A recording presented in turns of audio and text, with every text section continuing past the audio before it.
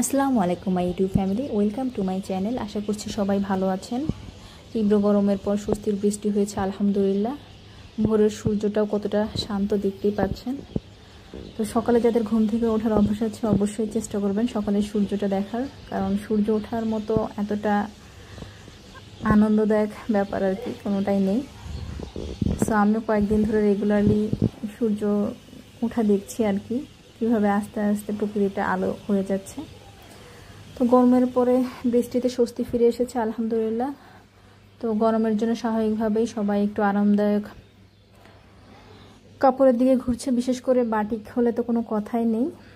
তো আমিও কিছু কেনাকাটা করেছি আর কি বাসায় পরার জন্য মেইনলি, কারণ এখন বৃষ্টি হলেও সামনে তো আরও গরম পড়বে, প্লাস হচ্ছে সামনে কোরবানি ঈদও আছে, সে সময় হয়তো গ্রামে গেলে গরমটা আরও বেশি লাগতে পারে। তো এই জন্যই বাসায় পরার জন্য রেগুলার কিছু বাটিকের ড্রেস নিয়েছি। এখানে দুটো ড্রেস নিয়েছি হচ্ছে আমি অনলাইন থেকে, আর বাকি দুটো হচ্ছে আমার বাসার পাশে নিচে শপ আছে ওখান থেকে নেওয়া হয়েছে। তো এটা হচ্ছে জলপাই আর মেরুন কালার কম্বিনেশন, আর একটা হচ্ছে এটা ইয়েলো আর অ্যাশ কালারের কম্বিনেশন। অ্যাকচুয়ালি ইয়েলো আর অ্যাশ কম্বিনেশনের বাটিকের ড্রেস আমার অনেক দিন থেকে নেওয়ার ইচ্ছে ছিল, বাট ওরকম সব কিছু মিলিয়ে পাচ্ছিলাম না। অ্যাট লাস্ট পেয়ে গিয়েছি আলহামদুলিল্লাহ। বানানো হয়নি এখনও, বানাবো আর কি আস্তে ধীরে। তার আগে আপনাদেরকে একদম প্যাকেট খুলে দেখিয়ে দিলাম।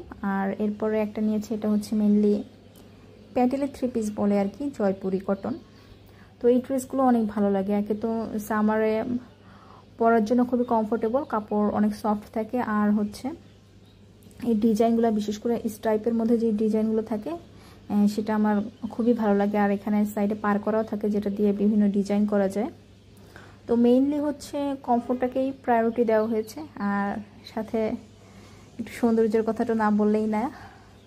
তো ড্রেসগুলো কেমন লাগলো জানাতে ভুলবেন না। এটা হচ্ছে পেস্ট কালারের মধ্যে নিয়েছি, আর আরও একটা বাটিকই নিয়েছি। অ্যাকচুয়ালি এত গরম পড়ছিল, সো বাটিকের বিকল্প আর কিছু চিন্তা করা যাচ্ছিল না। তো এটা হচ্ছে কফি আর অনিয়ন কালারের কম্বিনেশন আর কি। কফি কালারটাও আমার খুবই পছন্দ। তো বাটিকের মধ্যে কফি খুব একটা পাওয়া যায় না, তো যেহেতু এটা চোখে পড়েছে তো এটা নিয়ে ফেলেছি। এরপরে আমি হচ্ছে সেদিন বানিয়েছিলাম ব্যানানা ব্রাউনি আর কি। কলাটা খুব বেশি পেকে গিয়েছিল, তো ভাবলাম বাসায় যেহেতু চকলেট আছে, কোকো পাউডার আছে, সো ব্রাউনি বানানো যাক।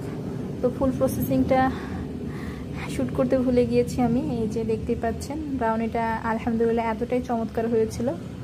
তো আপনারা চাইলে আমি রেসিপিও শেয়ার করতে পারি। আর আসলে ব্রাউনিটা খুবই ইজি প্রসেস, এটার ইউটিউবেও প্রচুর রেসিপি আছে, আমিও ইউটিউবের একটা রেসিপি দেখেই বানিয়েছি। তো আপনারাও চাইলে ট্রাই করতে পারেন। দেখতেই পাচ্ছেন কতটা চকলেটি এবং কতটা দেখতে যতটা ইয়ামি লাগছে, খেতেটাও আলহামদুলিল্লাহ ততটাই মজার ছিল। সেদিন হচ্ছে আমরা শ্রাবণ মাসে রোজা ছিলাম, তো ইফতারিতে আমরা ব্রাউনিটা ট্রাই করেছিলাম। আলহামদুলিল্লাহ কলা বেশি পেকে গেলে আপনারাও বাসায় অবশ্যই ট্রাই করতে পারেন ব্যানানা ব্রাউনি, কারণ হচ্ছে এটা খুবই হেলদি, কারণ এখানে আমি কোনো চিনি ইউজ করিনি আর ডার্ক চকলেট ইউজ করা হয়েছে। সো খুবই ইয়ামি প্লাস খুবই হেলদি, এটা আপনারা অবশ্যই ট্রাই করতে পারেন। আর খুবই তো টেম্পটিং লাগছেই। আর সেদিন রেগুলার রান্না করেছিলাম ডাল, আম ডাল আর কি, যেটা গরমে খুবই খাওয়া হচ্ছে। মানে ডাল রান্না করলে হয়তো আম ডাল রান্না করছি অথবা সজনে ডাল। আর একটা আইটেম করা হয়েছিল, এটা হচ্ছে চিংড়ি মাছ দিয়ে হচ্ছে কলমি শাক। তো শাকের মধ্যে একটু চিংড়ি দিলে আর কি টেস্টটাই বেড়ে যায়, সো এটাই আর কি। আর কলমি শাক এমনিতেও আমাদের খুবই পছন্দ, আর চিংড়ি মাছের কারণে সেটা আরও টেস্টি হয়েছিল।